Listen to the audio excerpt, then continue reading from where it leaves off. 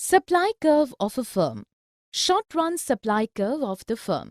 In short run, firm chooses 2 points of its output production where price is greater than or minimum being equal to the average variable cost.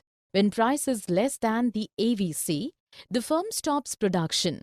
Here we can get the short-run supply curve of the firm, which is the rising part of the short-run marginal curve, as risen from the point AVC touches market price as being equal each other.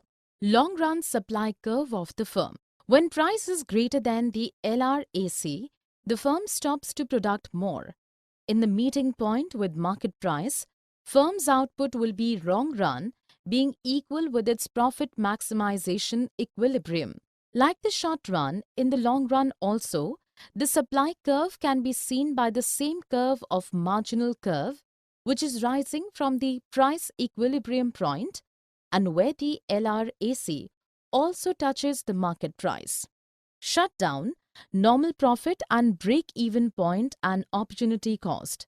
After the SMC curve cuts down the AVC curve at the minimum level of the average cost, any further output cannot be possible. This is called shutdown point. Similarly, in the long run, the maximum point of LRAC curve is a shutdown point, the profit level that a firm earns, which is sufficient to meet the costs and the opportunity costs of the firm, is called its normal profit. When in the minimum point of LRAC or SAC on the supply curve, where the firm with positive output earns the normal profit, then the point is called the break-even point. When the firm invests an amount as fixed cost and variable cost to start production, the opportunity cost lies in the assumed advantage of any alternative investment of that amount if the firm would not invest in the production.